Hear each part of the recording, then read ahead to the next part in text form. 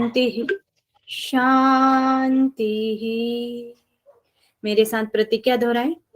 मैं प्रतिज्ञा करती हूँ आजीवन यम नियम का पालन करूंगी। मैं प्रतिज्ञा करती हूँ फर्स्ट टाइम में नेट जेआरएफ क्लियर करूंगी। मैं प्रतिज्ञा करती हूँ विश्व में योग का पताका फहराऊंगी। मेरी संकल्प शक्ति सुदृढ़ है, पवित्र है, अबाध्य है। ओम ओम ओम। मैं अपनी संकल्प शक्ति से सब कुछ कर सकती हूँ। ओम ओम ओम। मेरे पास अजय मनोबल है। ओम ओम ओम। अपने दोनों हैंड्स को रब करेंगे और आ जाएंगे वापस आज की क्लास के लिए।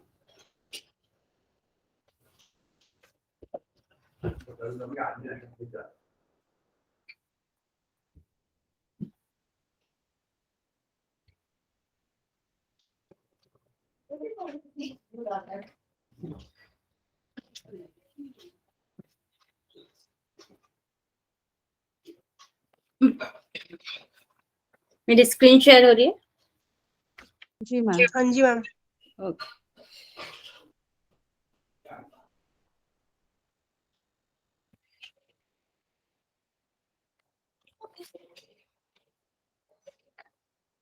आज हम पढ़ रहे हैं योग बीज। योग बीज में आपका शिव और पार्वती जी का संवाद है। ठीक है। और ये गोरक्षनाथ जी द्वारा लिखी गई है। और कौन सा ग्रंथ हमने पढ़ लिया गोरक्षनाथ जी का? गोरक्ष संहिता। और ये हो गया आपका योग बीज। और एक और कौन सा टेक्स्ट है हमारा?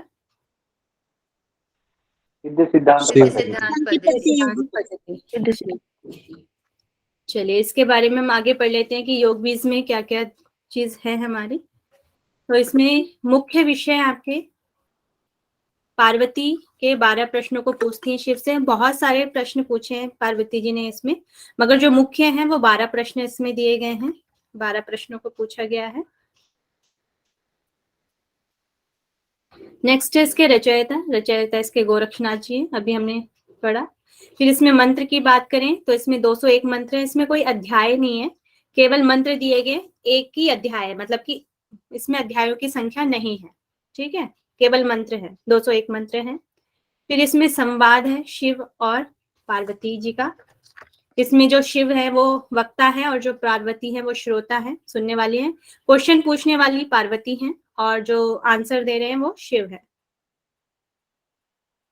फिर इसमें योग है। योग इसमें कौन कौन से प्रकार हैं योग के? कर्म योग भी है इसमें, ज्ञान योग भी है और महायोग भी है।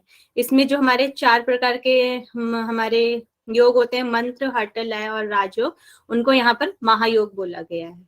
ठीक है। फिर इसमें आसन की हम बात करें तो केवल एक ही आसन का वर्णन हमें इसमें मिलता है और वो है वज्रासन, मतलब कि सिद्धासन। सिद्धासन को ही यहाँ पर वज्रासन कहा गया है। फिर है आपका कुंभक। कुंभक भी यहाँ पे 2 प्रकार के हैं, सहित कुंभक और केवल कुंभक। फास्ट तो नहीं हो रहा? ठीक है जी मैम। क्या कह रहे हैं? ठीक है मैम। ठीक, 1 मिनट दे, मैं बैटरी लो हो गया शायद इसका।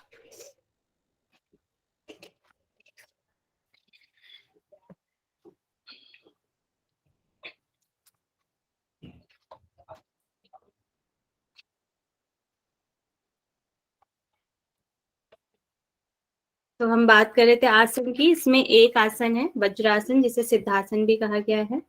फिर आपका कुंभक। कुंभक यहाँ पर 2 प्रकार से कहा गया है, सहित कुंभक और केवल कुंभक। सहित कुंभक किसे कहते हैं? जो मंत्रों के साथ, जो पूरक जिस मंत्र के साथ किए जाते हैं उसको सहित कुंभक बोलते हैं।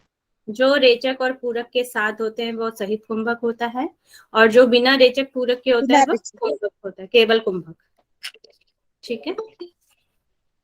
फिर इसमें बंद, इसमें 3 प्रकार के बंद बताए गए हैं, जालंधर बंद, उद्यान बंद और मूल बंद। ठीक है। फिर इसमें 3 ग्रंथियों का भी वर्णन मिलता है हमें, ब्रह्म ग्रंथि, विष्णु ग्रंथि और रुद्र ग्रंथि। फिर उसके बाद यहाँ पर वेष्टांबर वस्त्र की बात हुई है। लंबाई इसकी 1 वितस्ती है। वितस्ती मतलब होता है आपका 12 अंगुल, और चौड़ाई इसकी 4 अंगुल है।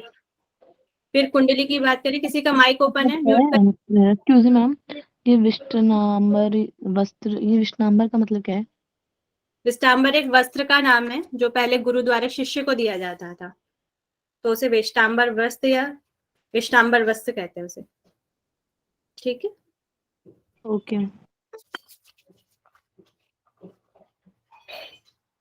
तो इसकी लंबाई 1 वितस्ती मतलब कि 12 अंगुल और चौड़ाई 4 अंगुल है। कुंडली इसकी 8 लपेटे बताई गई है। जितना भी हमारे गोरक्षनाथ जी के हमारे ग्रंथ हैं उसमें जो हमारी कुंडली है वह 8 लपेटे होती है। फिर नाड़ी की बात करें तो नाड़ी की संख्या इसमें 72,000 बताई गई है। फिर सिद्धि की बात करें तो इसमें 2 सिद्धियों की बात की गई है। फर्स्ट पे आ जाती है आपकी कल्पित सिद्धि और सेकंड पे आ जाती है आपकी अकल्पित सिद्धि। ठीक है, फिर इसमें मणियों की बात की गई है। 21 मणियां, ये आपके मेरुदंड जो है आपका, उसमें यहाँ पर बताई गई है 21 मणियों की यहाँ पर संख्या की बात की गई है कि हमारे जो मेरुदंड है वहां पर हमारी 21 मणियां हैं। तो वहां पे चक्रों का बताया गया कहाँ से लेकर कहाँ तक हमारे चक्रों में ये मणियां पाई जाती हैं। फिर यहाँ पर मत की बात करें तो यहाँ पर 2 मतों की भी बात हुई है, काक मत और मरकट मत। काक मतलब है आपका कौवा और मरकट मतलब हो गया आपका बंदर। नेक्स्ट हो गया आपका पार्वती के अन्य नाम भी बोले हैं यहाँ पर शिव ने, जैसे सुरेश्वरी, भवत ईश्वरी, सुर सुंदरी और सुंदरी। इस नामों से पार्वती जी को शिव ने बार बार कहा है, हे सुरेश्वरी, हे भगवीत ईश्वरी, हे सुर सुंदरी, हे सुंदरी। इस तरीके से नाम का यूज किया गया है इसमें। ठीक है, ओके सभी को ये स्लाइड? मत मतलब क्या मैम? मतलब एक से अनुनायी भी हो सकता है, काक मत अनुनायी तो नहीं, मतलब कि प्रकार हो सकते हैं काक मत, और मतलब ये ज्ञान योग और आपका कर्म योग से ही लिया गया है दोनों, काक मत और मरकट मत। अभी आप आगे पढ़ेंगे इसको डिटेल में तो आपको फिर पता चल जाएगा। मैम इसमें जो योग दिए हुए हैं वो 3 अलग दिए हुए हैं, फिर जो आपने ब्रैकेट में लिखे हैं वो 4 अलग लिखे हैं, वो क्या मतलब? जो आपका मंत्र योग, हठ योग, लय योग, राजयोग है, इसको यहाँ पर इन चारों को महायोग कहा गया है। ठीक है, कर्म अच्छा। योग अलग है, ज्ञान योग अलग है, और महायोग का मतलब है मंत्र, हट, लय, राज, इन चारों का जो मिलन है वो महायोग है। कहीं पे इसको Okay. प्रकार बताए गए और कहीं पे इसको महायोग, जैसे आपका हठ रत्नावली है, हठ रत्नावली में और इसमें इसको महायोग कहा गया है, इन चारों को। ठीक है, ओके, क्लियर। चलिए नेक्स्ट। यानी कि टोटल वो 12 क्वेश्चंस पूछती हैं पार्वती माता। जो मेन है इसमें छोटे बहुत थोड़े बहुत और क्वेश्चन हो सकते हैं, मगर जो मेन क्वेश्चन है वो 12 है। मैम यहीं से स्टार्ट किया था क्या? एक्चुअली मेरा नेटवर्क प्रॉब्लम था तो अभी जस्ट ज्वाइन। स्क्रीनशॉट ले लीजिए, हम आगे क्लास शुरू करते हैं। ठीक है, इसके पहले वाला क्या था मैम? इससे पहले कुछ नहीं था, कुछ नहीं, ओनली। नेक्स्ट है पार्वती के 12 प्रश्नों को पूछती हैं शिव से। तो सबसे पहला क्वेश्चन क्या है आपका, मोक्ष या मुक्ति का उपाय क्या है? यहाँ पे शॉर्ट करके लिखे हुए हैं ये क्वेश्चन, बाद में इसका थोड़ा सा बड़ा भी हम पढ़ेंगे। मोक्ष या मुक्ति का उपाय क्या है? ठीक है, नेक्स्ट क्वेश्चन है सेकंड क्वेश्चन, जीव भाव को कैसे प्राप्त करता है? मतलब कि जो ये आत्मा है, आत्मा से शरीर कैसे उत्पन्न होता है, उस चीज के बारे में कहा गया है। जीव भाव को कैसे प्राप्त करता है, जीव कैसे उत्पन्न होता है मतलब। नेक्स्ट क्वेश्चन है, योग की उपादेयता क्या है? योग कैसे उपयोगी है? अज्ञान की निवृत्ति का उपाय क्या है? जो ये अज्ञान है उसकी निवृत्ति मतलब उसको कैसे हटाया जा सकता है, ज्ञान को किस तरीके से हटाया जा सकता है, उसका उपाय क्या है? नेक्स्ट है, ज्ञानी को मुक्ति क्यों नहीं मिलती है? यहाँ पर कर्म और ज्ञान योग दोनों को एक दूसरे का पूरक कहा गया है। केवल ज्ञान योग से भी हमें मोक्ष की प्राप्ति नहीं हो सकती और केवल कर्म योग से भी हमें मोक्ष की प्राप्ति नहीं हो सकती। तो इसमें लिखा है ज्ञानी को मुक्ति क्यों नहीं मिलती, अगर उसको हो भी गया है तो फिर भी उसको मुक्ति क्यों नहीं मिलती, ये पूछ रहे हैं पार्वती जी।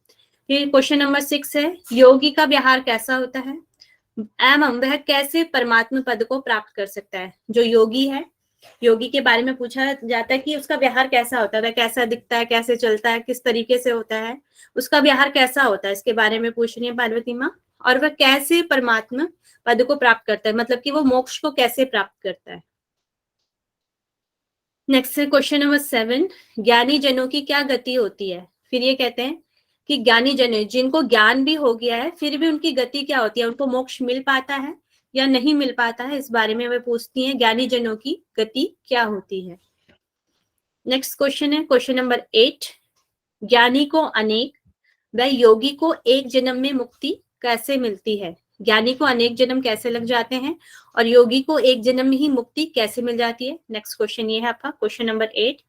क्वेश्चन नंबर 9 है योग क्या है। फिर यहाँ से हमारा योग के बारे में है वो हमारा क्वेश्चन नंबर 9 से शुरू होता है, योग क्या है।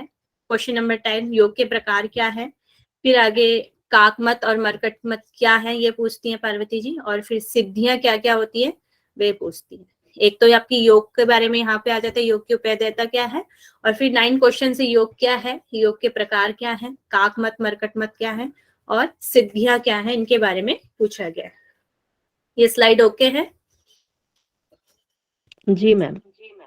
जी मैम। ओके, सबसे पहले आपका जो पहला श्लोक है इसमें पार्वती जी कहती है, हे विश्वातीत विश्व रूप एवं सकल विश्व के स्वामी भगवान आदिनाथ शंकर, आपको हमारा बारंबार प्रणाम है। ठीक है, लिखा किसने? ये गोरक्षनाथ जी ने। और इस तरीके से बताया, हे विश्वातीत विश्व रूप सकल विश्व के स्वामी भगवान आदिनाथ शंकर, आपको हमारा 12 प्रणाम है। पार्वती 12 प्रश्न करती है शिव जी से, उनके उत्तर देते जाते हैं। यह ग्रंथ प्रश्न उत्तर से ही बना है पूरा, इसमें संवाद ही है। इसमें पार्वती जी प्रश्न पूछती जाती हैं और शिव उनके उत्तर देते जाते हैं, उसी से ये पूरा ग्रंथ बन गया है। फिर क्वेश्चन नंबर 1 पढ़ते हैं हम। अभी हमने उसका शॉर्ट पढ़ा था, मोक्ष और मुक्ति का उपाय क्या है, ये हमने पढ़ा था। तो इसमें जो पार्वती जी हैं वह शिव से प्रश्न पूछनी है, समस्त जीव माया जाल में फंसकर सुखों और दुखों के द्वंद्व से पीड़ित है, उनकी मुक्ति का उपाय क्या है। तो इससे हम अपने आप को भी रिलेट कर सकते हैं। जो पार्वती जी हैं वह उनकी जगह हम अपने आप को भी रख सकते हैं, या वह उनको रख के जैसे कि वो हमारी जगह क्वेश्चन कर रही है वो क्वेश्चन पूछ सकते हैं। जैसे समस्त जीव माया जाल में फंसकर सुखों और दुखों से द्वंद्व से पीड़ित है, उसकी मुक्ति का उपाय क्या है, ये हमारे क्वेश्चन भी हो सकते हैं। तो इसमें शिव कहते हैं, बंधन में पड़े जीव जिस मार्ग से मुक्ति प्राप्त कर लेते हैं वह नाथ मार्ग और सिद्धि मार्ग है। इसमें नाथ मार्ग और सिद्धि मार्ग को योग मार्ग भी कहा गया है। जो योग मार्ग है उसी को यहाँ पर नाथ मार्ग और सिद्धि मार्ग कहा गया है। ठीक है, सबको वॉइस आ रही है क्या मैम की? हाँ आ रही है, clear है। मैम एक बार इसका आंसर बता दीजिए। इसमें जो शिव है, शिव कह रहे हैं जो समस्त जीव माया में जाल में फंसकर सुखों और दुखों से द्वंद्व से पीड़ित है, मतलब कि जो बंधन में पड़े हुए हैं जीव, जिस मार्ग से मुक्ति प्राप्त कर लेते हैं वह नाथ मार्ग है, सिद्धि मार्ग है। यहाँ पर योग मार्ग को ही नाथ मार्ग और सिद्धि मार्ग कहा गया है। इस नाथ मार्ग को कैवल्य प्राप्ति का सर्वोत्तम मार्ग कहा गया है, मतलब इसी योग मार्ग को कैवल्य प्राप्ति का, मोक्ष प्राप्ति का सर्वोत्तम मार्ग कहा गया। सबसे अच्छा जो मार्ग है वह नाथ मार्ग है। और यहाँ पे इसके ये प्रायवाची है, नाथ मार्ग हो गया, सिद्धि मार्ग हो गया। इस तरीके से दोनों वर्ड का मीनिंग एक ही है, सिद्धि मार्ग का भी और नाथ मार्ग का भी। ठीक है, फिर नाथ मतलब क्या होता है, इससे आप क्या समझते हैं? स्वामी। स्वामी। इसमें जो वर्ड आएगा नाथ, न जमा अथ से हो जाएगा, मतलब दोबारा जिसका आरंभ ना हो। नौ मतलब नहीं, अथ मतलब होता है आरंभ, किसी चीज का आरंभ। तो नाथ मतलब जिसका आरंभ ना हो, मतलब कि जब मोक्ष की प्राप्ति हो जाएगी तो हमारा पुनर्जन्म नहीं होगा, हम दोबारा से जन्म नहीं ले पाएंगे, या हम दोबारा सांसारिक मोह माया में नहीं पड़ेंगे। ना अथ मतलब कि दोबारा जिसका पुनर्जन्म ना हो या पुनर्वो ना हो, मोक्ष की प्राप्ति हो जाए, उससे ले सकते हैं, पुनर्भव ना हो। ठीक है, फिर इसमें कहते हैं जो लोग शास्त्र जाल में, मतलब ज्ञान में पड़ जाते हैं, जिन्हें बहुत ज्ञान हो जाता है कि मोक्ष ऐसे मिल जाएगा, इस तरीके से मिल जाएगा, वो उनको शास्त्र की पूरी नॉलेज हो गई है कि उनको मोक्ष की प्राप्ति कैसे होती है। जो लोग शास्त्र जाल में ज्ञान में पड़ जाते हैं वह उसी में भटक जाते हैं। तो ज्ञान में भी कई सारे मार्ग हैं, मोक्ष को प्राप्त करने के बहुत सारे मार्ग हैं, तो वह उन मार्गों में भटक जाते हैं, तो वह उसमें भटक जाते हैं और कैवल्य का लाभ नहीं ले पाते हैं, जो ज्ञानी लोग हैं। ठीक है, जो ज्ञानी लोग हैं, जो लोग शास्त्र जाल में पड़ जाते हैं, वह उसी में भटक जाते हैं और कैवल्य का लाभ नहीं ले पाते हैं। क्यों नहीं ले पाते हैं, बताएं कोई?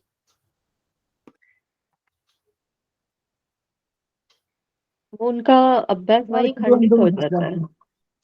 खंडित हो जाता है, मतलब कि ये हो सकता है अगर केवल हमें ज्ञान हो जाए, जैसे हम कोई भी चीज है, अगर हमें उसी का ज्ञान हो जाए और उसको हम करके ना देखें, करके नहीं देखेंगे, तब तक हम उसका लाभ नहीं ले सकते। किसी चीज की आपकी टेक्निक आपको पता है, मगर जब तक आप उसको अपने आप ऊपर अप्लाई नहीं करेंगे, तब तक आप उसका लाभ नहीं ले सकते, मतलब कि उसका बेनिफिट तब तक आपको नहीं हो सकता। इसका कहने का मतलब यहाँ पर ये है, जब तक आप उसको करके नहीं देखेंगे, तब तक उसका लाभ आप नहीं ले पाएंगे।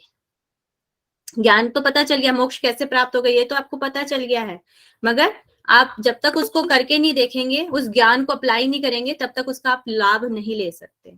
इस लाइन का मतलब ये हो गया। फिर कैवल्य रूप, थ्योरेटिकली नहीं जाना है, प्रैक्टिकली भी उसको हाँ प्रैक्टिकली भी करना है। जैसे हम अपनी योग की उसमें लिख देते हैं, हमें आसन तो पता चल गया हमें कैसे लगाना है, या प्राणायाम की टेक्निक भी हमें पता चल गया ऐसे ऐसे करना है, जब तक हम उसको करके नहीं देखेंगे उसका बेनिफिट हमें नहीं मिलेगा। केवल हमें ज्ञान हो जाएगा कि इसकी ये टेक्निक है, इसकी ये टेक्निक है, तो हमें उससे लाभ नहीं मिल सकता। लाभ हमें तभी मिलेगा जब हम उसको करके देखेंगे, है ना? वही चीज यहाँ पर अप्लाई हो सकती है। फिर आपका कैवल्य रूप परम पद है, मतलब जो कैवल्य है वही यहाँ पर जो हमारी अभेद्य है, या उसको हम ले सकते हैं परम पद है, परमात्मा है, उसको कैवल्य को ही बोला गया है यहाँ पर। फिर आत्मा या परम तत्व का स्वरूप क्या है ये बताया गया है। वह जो आत्मा है या परम तत्व है, उसका स्वरूप क्या है, वो कैसे दिखती है, तो यहाँ पे बताया गया है वह निष्कल, अखंड, निर्मल, शांत, सर्वातीत और निरामय है। ऐसे ही आपको जो आत्मा के जो स्वरूप बताए जाएंगे, आपको आप उपनिषद पढ़ेंगे, मेन उपनिषद, उसमें भी आत्मा के कई सारे स्वरूप बताए गए हैं। आप योग गीता पढ़ेंगे, उसमें भी आपको इसी तरह के आत्मा के स्वरूप पता चलेंगे, मगर यहाँ पर जो दिए गए वह निष्कल, निर्मल, शांत, सर्वातीत और निरामय है। ठीक है मैम, निष्कल मतलब अखंड होता है क्या? निष्कल मतलब है जो कला से रहित है, कला जिसमें कोई भी कला नहीं है। अखंड मतलब कि अखंड है, उसमें जिसके खंड ना हो सके, निष्कल। निर्मल हो गया, शांत हो गया, सर्वातीत है, जो भौतिक पदार्थों से परे है, जो संसारिक मोह माया से परे है। तो मैम निरामय का क्या मीनिंग है? निरामय मतलब जो पाप और पुण्य, शुक्ल और जो कृष्ण कर्माशयों से परे है, पाप और पुण्य से जो परे है, निरामय है।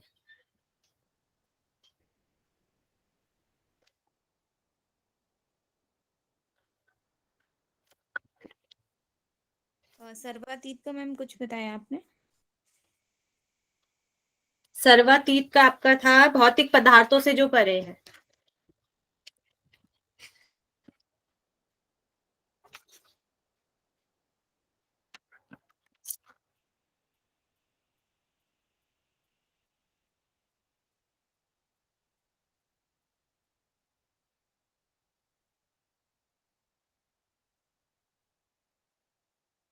मैम एक बार और निरामय का बता दीजिए। जो कृष्ण शुक्ल और कृष्ण कर्माशयों से परे है।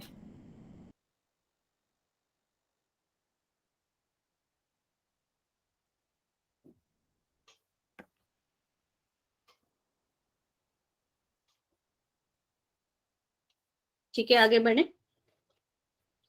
यहाँ पे बताया है जीव। जीव क्या है?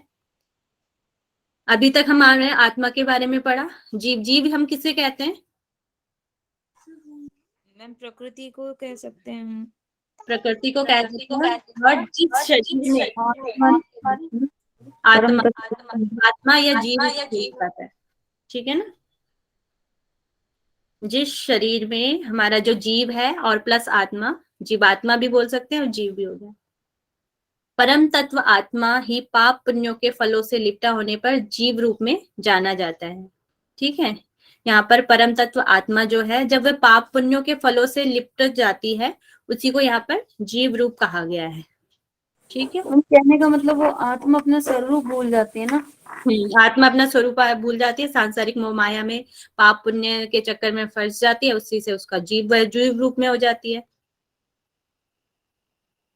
ठीक है, ओके है ये स्लाइड सभी को? मैम लेकिन आत्मा मतलब ऐसी है मैम मतलब बस ये पाप जो पुण्य उसकी के फलों से कैरेक्टरिस्टिक्स दूर हो बताई जाती हैं। है। क्या कह रहे हैं? मैम ये पूछ रही थी मैं कि आत्मा की जो इतनी सारी कैरेक्टरिस्टिक्स बताई हैं मतलब हर जगह, तो वो मतलब विषयों के कारण ही भूल जाती है, मतलब है ना। मगर आए तो हम जो भी है जीव है वो आत्मा से ही तो लेता है ना, जन्म वगैरह जो लेता है, या उसका जो आगे सांसारिक में आता है आत्मा से ही आता है। मैम आपके 2 इंस्ट्रूमेंट चालू है क्या? डबल आवाज आ रहा है। किसी का ओपन होगा इसीलिए आवाज आ रही है। ठीक है, ओके, नेक्स्ट करते हैं हम। क्वेश्चन नंबर 2 है आपको, जीव भाव को कैसे प्राप्त करता है। हमारा जो फर्स्ट क्वेश्चन था उसमें ये था कि जीव क्या है, अब वे कहते हैं जीव भाव को कैसे प्राप्त करता है। ठीक है, तो जो आत्मा नित्य है, परम पद रूप है, परमात्मा है, परमात्मा भाव से पृथक होकर जीव भाव को कैसे प्राप्त कर लेता है, मतलब आत्मा कैसे जीव रूप को धारण कैसे कर लेती है, इस बारे में पूछा गया है। ठीक है ना, और कौन पूछ रहा है ये? माता पार्वती। माता पार्वती जी पूछ रही हैं। आप शिव आंसर दे रहे हैं उनका। शिव, जैसे जल में बुलबुला स्वतः ही उत्पन्न हो जाता है, जैसे पानी है, पानी में बबल्स अपने आप ही हो जाते हैं इस तरीके से ना, तो वैसे ही बता रहे हैं शिव, जैसे जल में बुलबुला स्वतः ही उत्पन्न हो जाता है, उसी प्रकार उस आत्मा में स्वयं में ही अहंकार भाव स्फुटित हो जाता है। जैसे बुलबुला उत्पन्न हो जाता है वैसे ही अहंकार भाव स्फुटित हो जाता है, अपने आप ही उत्पन्न हो जाता है। स्फुटित मतलब उत्पन्न हो जाता है। और फिर जब अहंकार उसमें उत्पन्न हो गया, अहंकार के बाद पंचभूतात्मक पिंड आ गए। भूतात्मक पिंड मतलब क्या हो गया आपके? पंच महाभूत। तो वह हमारे पंच महाभूत, पिंड मतलब हो गया आपका शरीर, इस शरीर में आ जाते हैं। और पिंड के बाद पश्चात सप्त धातुएं, हमारी जो सप्त धातुएं होती हैं वे आ जाती हैं। फिर उसके बाद 3 गुण आ जाते हैं हमारे, सत्य रज तम। और उसके बाद सुख और दुख से युक्त हो गया है, जिससे आत्मा शरीर रूप को प्राप्त करती है। शरीर पिंड विद्यमान आत्मा ही जीवात्मा कहलाता है। ठीक है, शरीर विद्यमान आत्मा ही जीवात्मा कहलाता है या जीव कहलाता है। ठीक है, और पहले फिर आपके आगे आत्मा, आत्मा के बाद अहंकार, अहंकार से पंचमहाभूत, और पंचमहाभूत से सप्त धातुएं, सप्त धातुएं से 3 गुण, और 3 गुण के बाद हमारे जीव उत्पन्न हो जाते हैं। तो इतना ओके है सभी को? जी ma'am.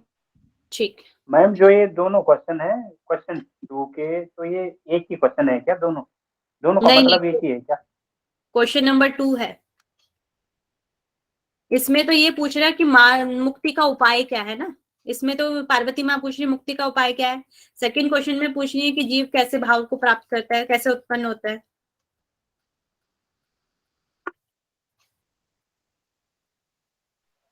Ji ma'am, thank you.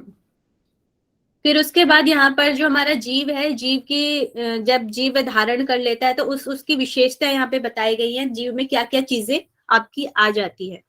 तो जीव में आपके काम, क्रोध, भय, चिंता, लोभ, मोह, मद। मद का मतलब अहंकार भी होता है, घमंड भी होता है, किसी चीज का अहंकार या घमंड आ जाना, चीज वह उचित है या अनुचित है उस चीज का घमंड हमारे उसमें आ गया तो वह आपका मद हो गया। फिर है रोग, जरा, जरा मतलब आपका हो जाएगा बुढ़ापा, मृत्यु, दीनता, शोक, निद्रा, भूख, प्यास, द्वेष, लज्जा, सुख, दुख, विषाद, हर्ष, और जागृत, स्वप्न, सुषुप्ति, ये 3 अवस्थाएं भी आ जाती है। ये सब क्या आ जाते हैं जब हमारा जीव रूप धारण कर लेता है, ये सारी चीजें उसमें आ जाती हैं। और आदि दोषों से सर्वथा मुक्त होने पर वह जीव साक्षात स्वरूप हो जाता है। अगर जीव इन सारी चीजों से मुक्त हो जाता है तो वह साक्षात शिव स्वरूप हो जाता है। ठीक है, ये होगी जीव के बारे में वो आपकी चीजें भी होगी। अगर वह इन चीजों से मुक्त हो जाएगा तो वह साक्षात स्वरूप भी हो जाएगा। फिर नेक्स्ट क्वेश्चन है, दोषों की निवृत्ति का मार्ग क्या है? जो ये दोष हैं, ये जो हमारे दोष उत्पन्न हो गए, जीव में जो दोष उत्पन्न हो गए, इसकी निवृत्ति का मार्ग क्या है? शिव कहते हैं, कुछ विद्वान केवल ज्ञान को ही निवृत्ति का कारण बताते हैं, लेकिन केवल ज्ञान से ही मुक्ति नहीं मिल सकती है। केवल ज्ञान एवं केवल योग से कभी भी मोक्ष नहीं मिलता, दोनों एक दूसरे के पूरक हैं। शिव कहते हैं कुछ विद्वान है, जैसे ज्ञान को ही निवृत्ति बताते हैं कि आपको केवल शास्त्रों का ज्ञान ही हो जाएगा तो आप मोक्ष प्राप्त कर लेंगे। कई सारे हमारे ग्रंथों में भी मिलता है कि आपको आत्मा के बारे में पता चल जाएगा तो आपको मोक्ष की प्राप्ति हो जाएगी। कई ग्रंथों में लिखा हुआ है, मगर वो कहते हैं या इस ग्रंथ में लिखा हुआ है कि केवल ज्ञान ही निवृत्ति का कारण बताते हैं। वह कहते हैं दूसरे ग्रंथों में बताया गया, मगर यहाँ पर क्या कहते हैं कि यहाँ पर योग को भी महत्ता दी गई है, कर्म को भी महत्ता दी गई है। योग मतलब हो गया यहाँ पर कर्म योग। लेकिन केवल ज्ञान से ही मुक्ति नहीं मिल सकती है, केवल ज्ञान एवं केवल योग। केवल हम योग ही करते रहेंगे तब भी हमें मुक्ति नहीं मिलेगी, और केवल हम ज्ञान ही करते रहेंगे तो भी हमें मुक्ति नहीं मिलेगी। ये कहा गया है, दोनों एक दूसरे के पूरक है। जब हम योग करेंगे और साथ में ज्ञान भी होगा तभी हमें मोक्ष की मुक्ति या मोक्ष हमें प्राप्त होगा। इस स्लाइड में से किसी को कुछ पूछना है तो पूछ सकते हैं। मैम, विषाद का क्या अर्थ है? विषाद आपका जैसे सुख, अब जबकि आपकी इच्छाएं अपूर्ण रह जाती हैं, आप हताश हो जाते हैं, कुंठा में हो जाते हैं, उससे ये मानसिक विकार है एक विषाद। जैसे अर्जुन को हुआ था ना, विषाद हुआ था ना उसे, जब वह कुरुक्षेत्र में खड़ा था और अपने परिजनों को देख के उसे विषाद हो गया था, तो वहां पर एक नाम भी है, अर्जुन विषादी हो गया। तो उसी तरीके का विषाद हो जाता है। Okay ma'am.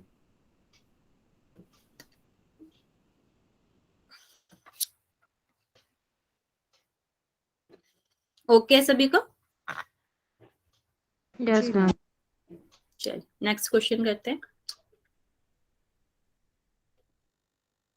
क्वेश्चन नंबर 3 आपका है, योग की उपादेयता क्या है? अभी तक हमें ज्ञान के बारे में बताया था शिव ने कि कई ज्ञानी लोग को शास्त्र का ज्ञान बताते हैं, उससे मोक्ष की प्राप्ति हो जाती है।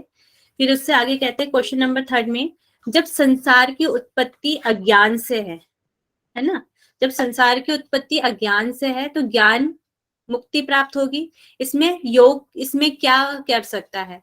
तो जैसे हम शिव संहिता में भी पढ़ा था, उसमें बोला था अगर हमें नित्य और सत्य का ज्ञान हो जाएगा तो वह हमें मोक्ष की प्राप्ति हो जाएगी। उसी तरह अगर हमें ज्ञान हो गया, हमें ज्ञान से मुक्ति प्राप्त हो जाएगी, तो इसमें योग की उपादेयता क्या है? इसमें योग का क्या प्रयोजन है, वह पूछ रही है। तो शिव कहते हैं आगे, हे देवी आपका कथन सत्य है, बंधन का कारण अज्ञान और मोक्ष का हेतु ज्ञान है। मतलब कि मोक्ष के लिए ज्ञान होना जरूरी है, आप ये सही कह रही हैं। मोक्ष की प्राप्ति के लिए मैं कैवल्य रूप अर्थात परम शिव स्वरूप वाला हूं, तो केवल इतने ज्ञान मात्र से वह काम क्रोध इत्यादि दोषों से मुक्त हो जाएगा क्या? वे पूछ रहे हैं कि अगर हमें ज्ञान हो जाएगी कि काम क्रोध इत्यादि दोष से मुक्त हो जाएंगे, हमें इस चीज का ज्ञान हो गया कि हमें काम और क्रोध को नहीं करना है, तो हम केवल मोक्ष की प्राप्ति कर लेंगे क्या? नहीं कर सकते, क्योंकि जब तक हम उसको अपने फिजिकली रूप से नहीं करेंगे या थ्योरेटिकल हम जब तक नहीं करेंगे तब तक हम उसको प्राप्त नहीं कर सकते हैं। किसी चीज को योग के द्वारा उसे प्राप्त करने के लिए यहाँ पे कहा गया है। इन सभी दोषों से युक्त रहने पर जीव कैसे ज्ञान द्वारा मुक्ति को प्राप्त कर सकता है?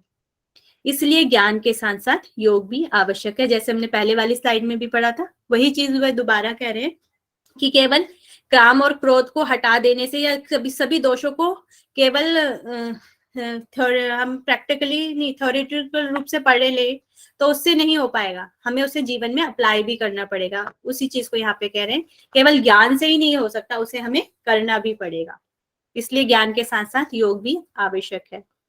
आत्मा के स्वरूप को जानना ही ज्ञान है, ये एक लाइन यहाँ पर दी गई है। मैम लास्ट वाली स्लाइड में बताया भी था ना कि मतलब ज्ञान और योग से ही मुक्ति संभव है।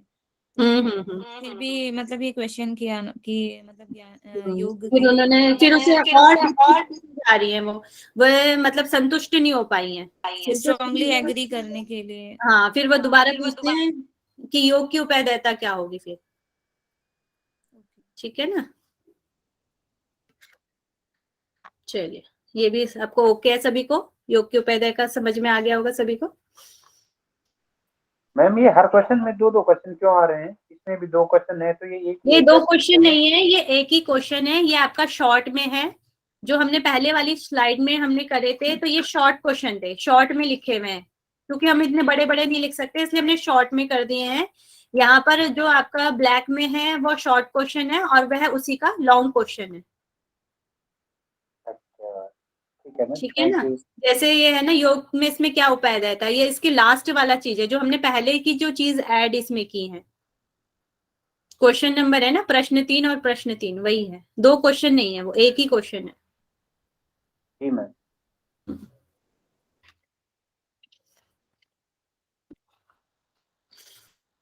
ओके है, यस यस मैम। चलिए अब फिर हमारा क्वेश्चन नंबर 4 आ जाता है, अज्ञान की निवृत्ति का उपाय क्या है। मैम तीसरा वाला, एक मिनट, तीसरा वाला एक थोड़ा सा रिसर्च। हाँ ओके थैंक यू।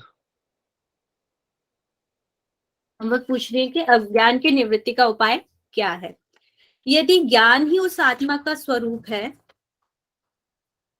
काम क्रोध आदि दोष भी आत्मा के स्वरूप से भिन्न नहीं है, तो विवेकी ज्ञानी व्यक्ति संसार से उन दोषों से पूर्णतः मुक्त क्यों नहीं हो पाता है। जब ज्ञानी को पता चल जाता है ज्ञान ही आत्मा का स्वरूप है, काम क्रोध आदि दोष भी आत्मा के स्वरूप से भिन्न नहीं है, ठीक है, तो इसलिए जो विवेकी जो ज्ञानी व्यक्ति संसार से उन दोषों से पूर्णतः मुक्त क्यों नहीं हो पाता। जैसे अगर उसे ज्ञान भी हो गया है तो वह मुक्त क्यों नहीं हो पाता, पार्वती जी पूछती हैं वो मुक्त क्यों नहीं हो पाता, अगर उसे ज्ञान हो भी जाता है तो वह मुक्त क्यों नहीं हो पाता है, वह पूछ रही है। तो इसमें उत्तर देते हुए शिव कहते हैं, आत्मा परिपूर्ण स्वरूप है, किंतु पूर्णता के भी यहाँ पे दो प्रकार है, दो प्रकार से बता रहे हैं यहाँ पर। अगर किसी को आत्मा का ज्ञान भी हो गया है तो वह भी दो प्रकार से है, एक तो है सकल इसमें बताया गया है और एक निष्कल बताया गया। सकल मतलब आपका यहाँ पे कला सहित और निष्कल मतलब है आपका कला रहित जो है, ठीक है, सकल कला रहित और कला सहित।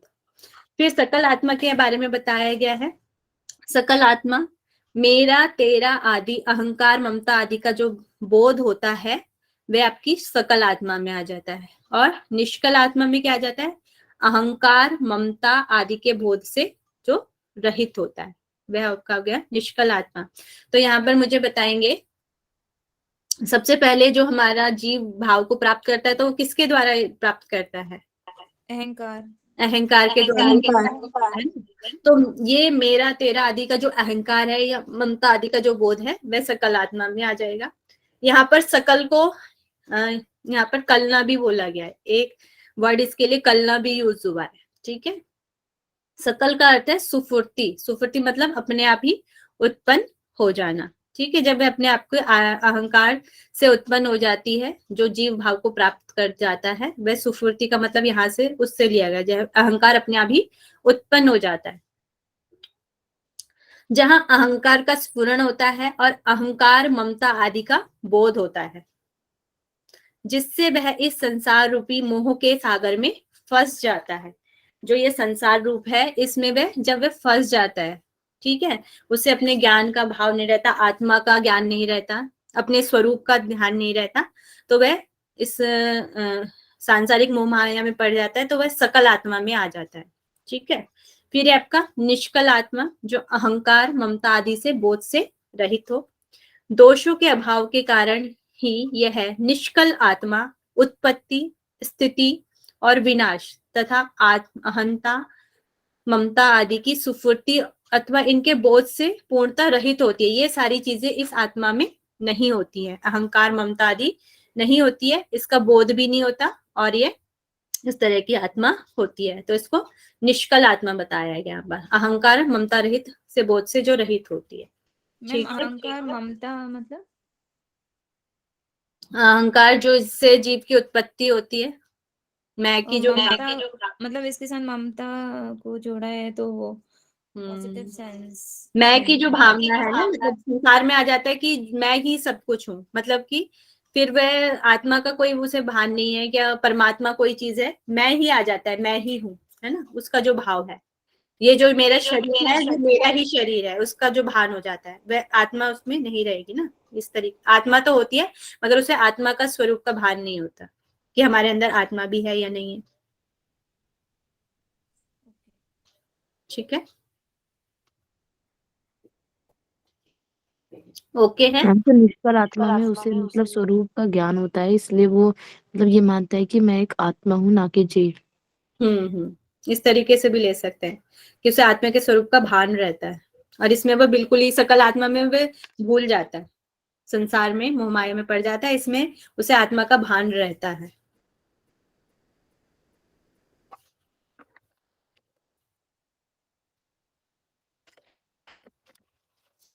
अब ज्ञानी के बारे में बताया गया है इसमें। ज्ञानी भी वासनाओं में उलझा हुआ है तो वह अज्ञानी है, जो जितेंद्रिय नहीं है, जिसने अपनी इंद्रियों को जीता नहीं है। इंद्रिय लोलुप में वह कभी भी ज्ञानी नहीं है। जो इंद्रियों में लोलुप में मतलब इंद्रियों के द्वारा फंसा हुआ है वह कभी ज्ञानी नहीं है, और योग के बिना मोक्ष की प्राप्ति संभव नहीं है।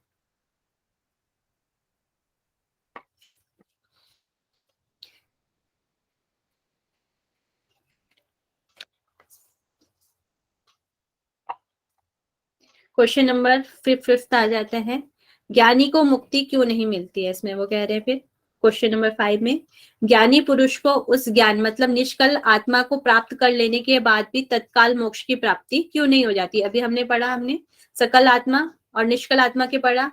निष्कल का आत्मा में अहंकार ममता वगैरह आदि भी होती है, ठीक है ना। तो फिर वो कहते हैं जब निष्कल आत्मा में वह बोध से रहित है फिर भी उसको मोक्ष की प्राप्ति क्यों नहीं हो जाती है, वह इस तरीके से पूछ रहे हैं, ठीक है ना। तो शिव कहते हैं आगे, ज्ञानी आत्मा के भी 2 प्रकार दिए गए हैं, ठीक है। ज्ञानी पुरुष को उस ज्ञान को प्राप्त करने, निष्कल जो आत्मा का जो से ज्ञान हो जाता है उसके बाद भी उसे मोक्ष की प्राप्ति क्यों नहीं हो जाती है। शिव कहते हैं ज्ञानी आत्मा के भी 2 प्रकार हैं, पक्व और परिपक्व।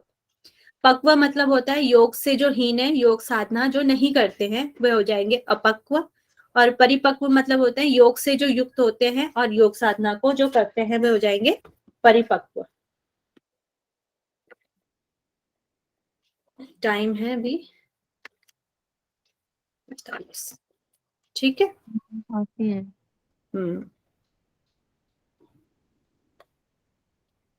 तो यहाँ पर हम जो अपक्व है उसको हम कच्चे घड़े से भी ले सकते हैं, और जो हमारा परिपक्व ज्ञानी है उसको हम पके हुए घड़े से भी ले सकते हैं, ठीक है। पक्व ज्ञानी, अपक्व ज्ञानी मतलब जो पका हुआ ना हो, जिसने योग साधना द्वारा अपने ज्ञान को परिपक्व नहीं किया हो, ठीक है। जिसने योग साधना नहीं की गई है वह अपक्व ज्ञानी है। जड़ और पार्थिव दुख ग्रस्त रहता है, दूसरों को भी दुख प्रदान करता है। शीत उष्ण दुख सुख रोग मनुष्यों द्वारा, शास्त्र द्वारा, अग्नि व जल द्वारा कोई पीड़ा होता है, ध्यानस्थ नहीं हो पाता है।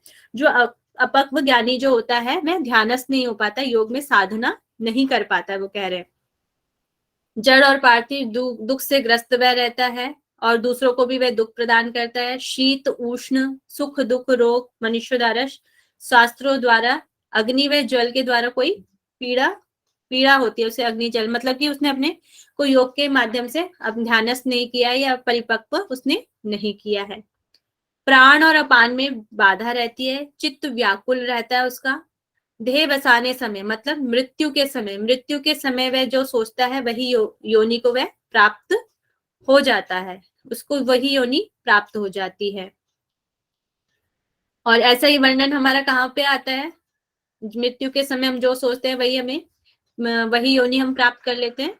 भगवत गीता में, भगवत गीता में भी ये बताइए भागवतम के समय हम जो चीज जो चीज हमारे मन में होती है, दूसरे पुनः जो हमारा जन्म होता है उसी हम योनि को हम प्राप्त कर जाते हैं। तो यही बात यहाँ पर कही गई है। प्राण और अपान में बांधा रहती है। जो भी हमारे प्राण होते हैं, वैसे तो हमारे 10 प्राण बताए गए, यहाँ पे प्राण और अपान 2 मुख्य प्राणों की बात हुई है। प्राण और अपान में बाधा रहती है और चित्त व्याकुल रहता है। देह बसाने मृत्यु के समय वह जो सोचता है वह उसी योनि को प्राप्त हो जाता है।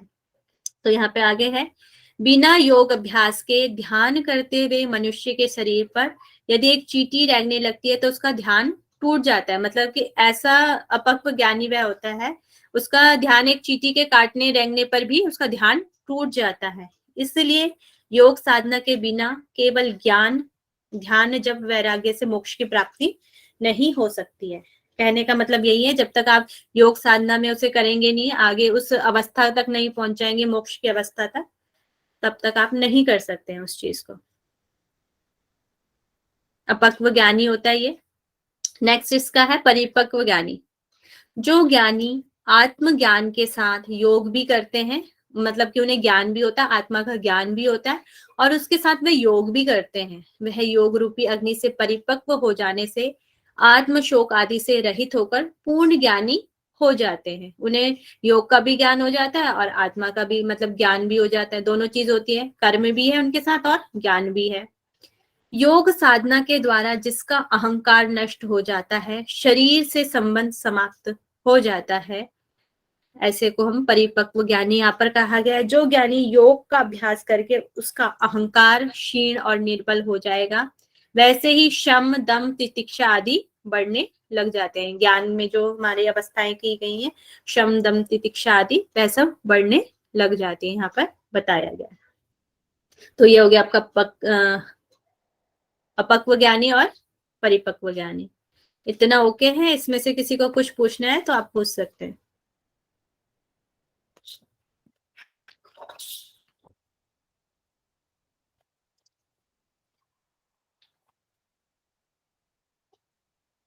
ओके सभी को? मैम ये समदम और तितिक्षा क्या है?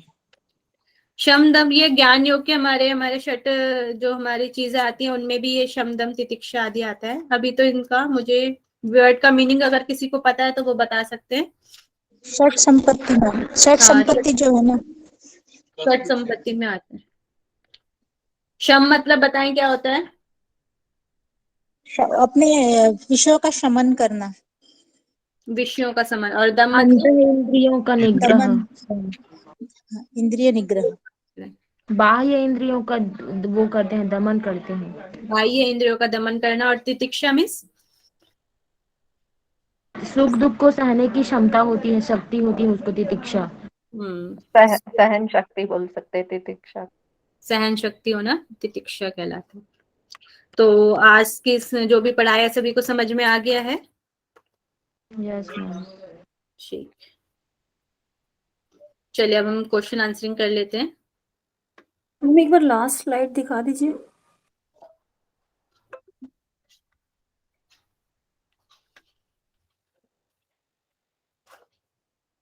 Thank you ma'am. ये जो बीच में परिपक्व ज्ञानी में लिखा है, योग साधना के द्वारा जिसका अहंकार नष्ट हो जाता है, शरीर से संबंध समाप्त हो जाता है। मतलब आत्मा और शरीर क्या है, ये इसका मतलब यही है ना? जो लास्ट फेज होती है ना, है। उससे ले सकते हैं। शरीर से संबंध योग साधना में जो लास्ट स्टेज है, आपका शरीर का कोई ध्यान नहीं रहता। इसमें अपक्व ज्ञानी में क्या कहते हैं, एक माइक कर लीजिए। जैसे चींटी रेंगने पे भी आपका ध्यान आपका टूट जाएगा, इसमें आपका इतना आपका ध्यान गहरा हो जाएगा कि आपको शरीर का संबंध ही समाप्त हो जाएगा। इस तरीके से आप ले सकते हैं। और अपक्व ज्ञानी में कि आपका एक चींटी भी रहेंगी तो आपका ध्यान टूट जाएगा।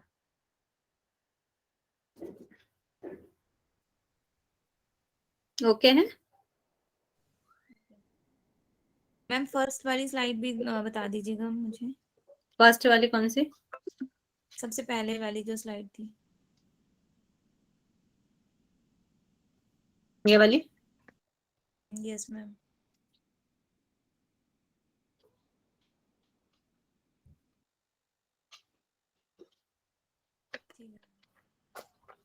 चलिए मैं अब क्वेश्चन आंसरिंग कर रही हूँ, सभी तैयार हो जाएं। इसमें क्या बनवा रहा है? चलिए, इसके रचयिता कौन है बताएंगे? लेखक? मेरा क्वेश्चन ये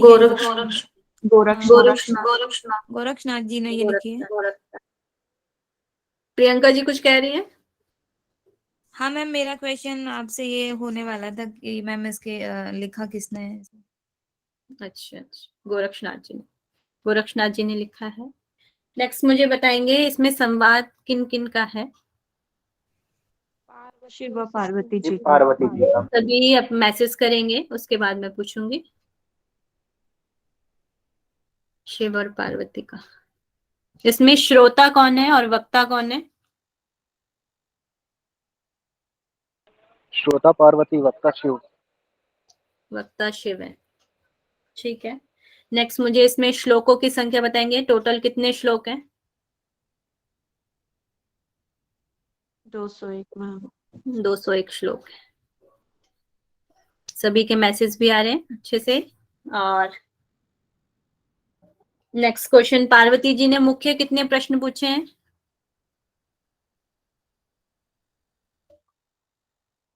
12 प्रश्न। 12 प्रश्न पूछे। ठीक है। इसमें कितने आसनों का वर्णन है? सिर्फ एक, वज्रासन, जिसको सिद्धासन बोला गया है। वज्रासन और जिसको सिद्धासन बोला है। कोशिश करें, मैसेज करें पहले। सभी के आंसर्स भी आ रहे हैं, भारती जी का, पूजा जी का, प्रियंका जी का, श्वेता जी का, महेश जी का। सभी आंसर भी कर रहे हैं अच्छे से। आप मुझे बताएंगे कुंडली के कितने लपेटे हैं?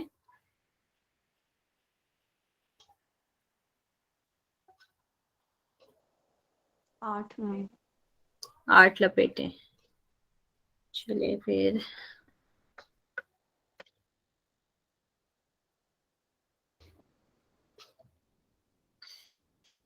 भूमिका साहू जी मुझे बताएंगे इसमें कितने कुंभकों की चर्चा है? मैम 2 कुंभक। कौन कौन से 2 कुंभक हैं? सहित कुंभक और केवल कुंभक। सहित कुंभक और केवल कुंभक है। ठीक है। नेक्स्ट मुझे बताएंगे, सभी टाइप करें, कितनी ग्रंथियों का वर्णन है? नेक्स्ट क्वेश्चन, ग्रंथियां।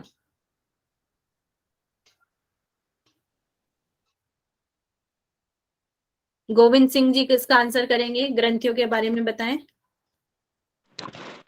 मैम 3 ग्रंथ है, ब्रह्मा विष्णु महेश। 3 ग्रंथियां, ब्रह्मा विष्णु और महेश। सबका 2 आ रहा आंसर। 2 is wrong.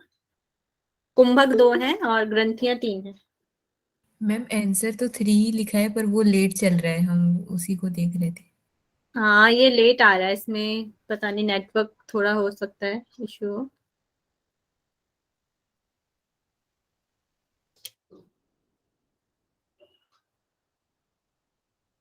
चलिए, अब मुझे सृष्टि का सीक्वेंस बताएंगे। रचना राजपूत जी बताएं सृष्टि का क्रम, और सब टाइप करें। मैम आज फर्स्ट क्लास है हमारा। अच्छा, तो आप नोट्स बना रहे हैं साथ में या नहीं बना रहे? कुछ भी नहीं लिखा आपने? स्क्रीनशॉट ले लिया। स्क्रीनशॉट ले लिया। कोशिश करा करें कॉपी पेन अपने साथ लेकर बैठे, थोड़ा थोड़ा लिखते रहें। ठीक है। अरशद जी बताएं। अरशद। Yes ma'am.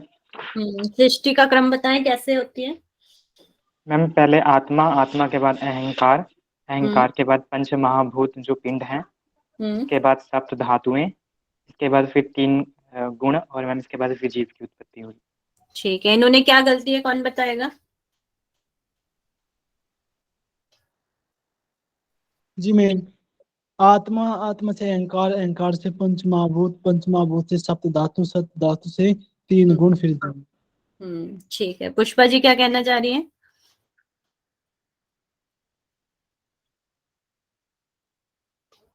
चलिए, इन्होंने अरशद जी ने पंच महाभूत वे भूल गए थे। ठीक है। चलिए, अब मुझे बोला था उन्होंने। बोला था, चलो मैंने मिस कर दिया होगा क्या। चलिए, नेक्स्ट मुझे बताएंगे मोक्ष के उपाय। फर्स्ट क्वेश्चन, मोक्ष का उपाय क्या बताया है? नाथ योग, नाथ नाथ मार्ग, नाथ मार्ग। और नाथ मार्ग को और क्या कहा गया है? सिद्ध मार्ग। सिद्धि मार्ग। यहाँ पर योग मार्ग का बोला नहीं गया है, केवल सिद्धि मार्ग और नाथ मार्ग योग कहा गया है। ठीक है। क्वेश्चन नंबर सेकंड क्या है?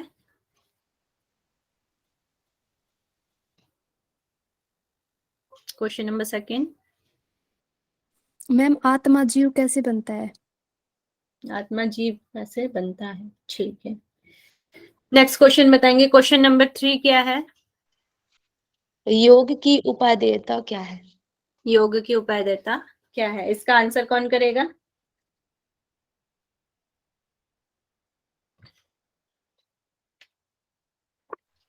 मैम ज्ञान के साथ योग भी जरूरी है। ज्ञान के साथ योग भी जरूरी है। ठीक है। केवल ज्ञान से ही हमें मोक्ष की प्राप्ति नहीं हो सकती है। ओके। आत्मा के कितने प्रकार बताए गए हैं? 2। ठीक है। भारती जी आप बताएं कौन कौन से 2 प्रकार हैं? मैम आत्मा के 2 प्रकार हैं, एक परिपक्व आत्मा है और एक ये वो तो ज्ञानी आत्मा के प्रकार बता रहे हैं हम। अच्छा सॉरी सकल आत्मा, निष्कल सकल आत्मा सकल दूसरा आत्मा और निष्कल आत्मा। निष्कल आत्मा। चलिए अब मुझे बताएंगे सकल आत्मा। सकल आत्मा कैसी है? मैम इससे बताएं एक बार। शकल आत्मा जो होती है वो कला के साथ होती है, मतलब उसमें ममता होती है, अहंकार होती है, सब गुण होते हैं। और जो निष्कल आत्मा होती है वो ममता और अहंकार रहित होती है।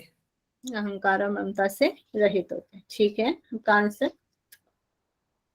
चलिए अब मुझे बताएंगे, ज्ञानी आत्मा के तो बता देते हैं, अब मुझे बताएंगे अपक्व। अपक्व ज्ञानी कैसे होते हैं? जो योग साधना नहीं करते हैं ना। जो योग साधना नहीं करते हैं, वो हो जाएगा मैम अपक्व। टाइप करके आंसर देने बोलिए ना, मजा नहीं आता है ऐसे में। क्या कह रहे हैं लक्ष्मी जी? हाँ मैम, टाइप करके आंसर दे तो अच्छा रहता है। हाँ ठीक है, सभी पहले मैसेज करें। ये जो अपरिपक्व ज्ञानी है, इसको ये कह कल सकते मैं हैं कि इसे सकल आत्मा। दोबारा से करवा दूंगी, परिपक्व और अपक्व का। ठीक है।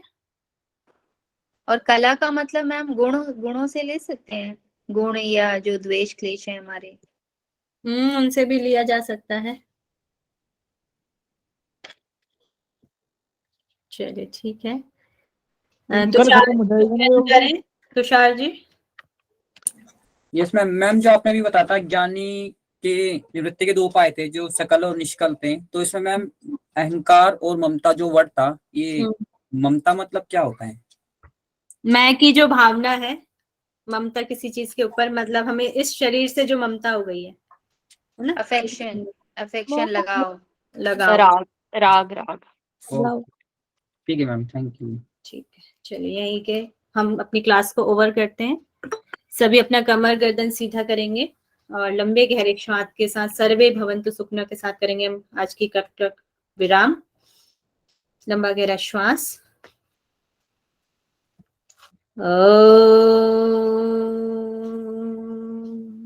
सर्वे भवन्तु सुखिनः, सर्वे सन्तु निरामया, सर्वे भद्राणि पश्यन्तु, मा कश्चित् दुःखभाग् भवेत्। ॐ शान्तिः।